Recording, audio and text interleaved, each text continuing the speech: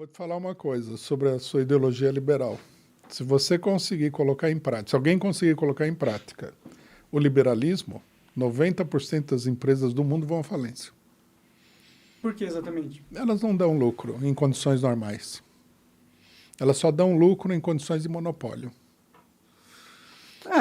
Bom, cada vez mais os monopólios são uma realidade, né? As carnes hoje, por exemplo, no Brasil, 90% do mercado de carnes é da JBS.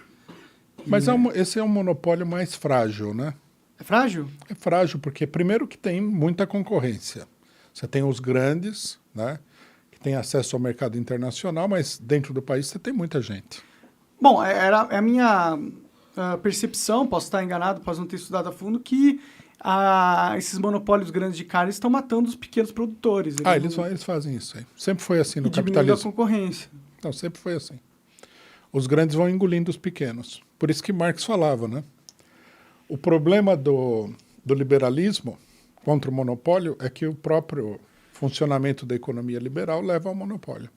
Faz sentido. Os grandes vão engolindo os pequenos, forma-se um monopólio.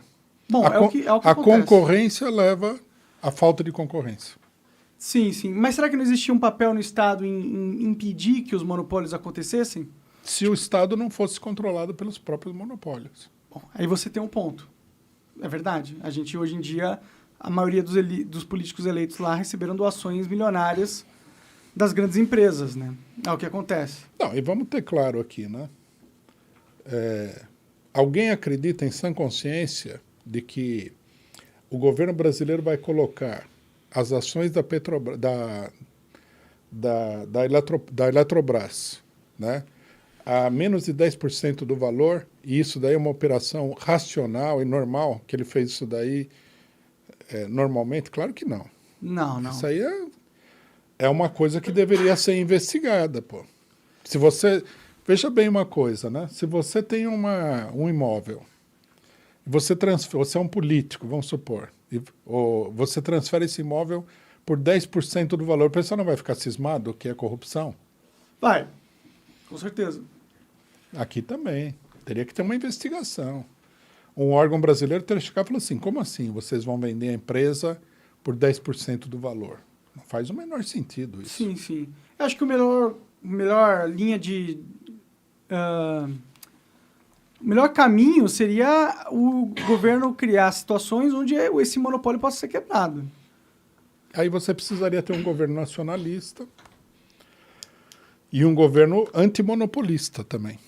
Ele precisaria ser um governo com uma fortíssima base popular e tal. Muito difícil de fazer isso no Brasil nas condições de hoje. Sim, sim. Parece que o Brasil está numa sinuca de bico, na verdade, né? Parece que a gente está indo para um caminho cada vez mais desgraçado e que não tem muito como fugir dali. Eu sou um cara que é bem desiludido com a política, para ser sincero. Eu não acredito mais do que o nosso voto realmente vale alguma coisa. Não, eu também não acredito nisso. Parece que a gente está comprando uma mentira agradável de, você tem escolha. Escolhe os dois caras aqui que a gente escolheu para você, e essa é a sua escolha, e fazendo ela você tem que sentir que está numa democracia. Exatamente. Não, é todo um jogo de cartas marcadas, né? Os partidos também são um monopólio. Você vê, nós, por exemplo, não estamos aí há muito tempo, a gente não consegue nada. Daí alguém poderia falar, não, o PCO é um partido de gente esquisita. Mas nenhum partido de esquerda, da chamada extrema esquerda, o que o pessoal chama de extrema esquerda, conseguiu eleger ninguém até agora. Como é possível? Fosse só o PCO, tudo bem. Mas são 4 partidos. Quais são os partidos de extrema esquerda, na sua opinião? É o PCO, PSTU, PCB e a UP, Unidade Popular. Não conseguem nada. Para você conseguir eleger alguém, você tem que entrar no esquema. Você tem que, por exemplo, sei lá, agora nem dá para fazer isso daí porque é proibido. Proibido por lei, que é outra coisa absurda. Mas, enfim, você teria que fazer uma federação com algum partido que tem voto.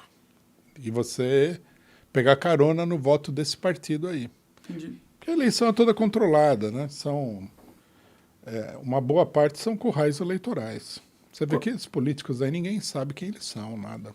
Maioria. Eu realmente, se você pedir para eu citar o nome dos 512 deputados federais, eu vou, sinceramente, citar um. 2, 3, 4 no máximo.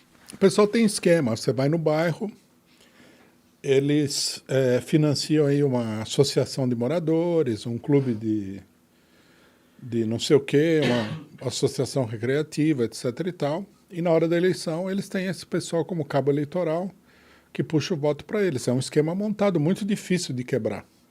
Como é que você vai quebrar? E se você tentar quebrar também, isso é uma coisa que muita gente não sabe, se você for lá no bairro e começar a disputar democraticamente, você vai ser ameaçado fisicamente.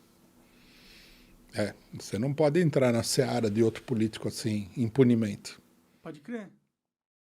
Você acaba de assistir um corte do Monarch Talks. Agradeço demais, mas se você quiser ver o vídeo na íntegra e acompanhar ao vivo todas as transmissões, você tem que ir lá no rumble.com/monarch para não perder nada. Segue a gente lá.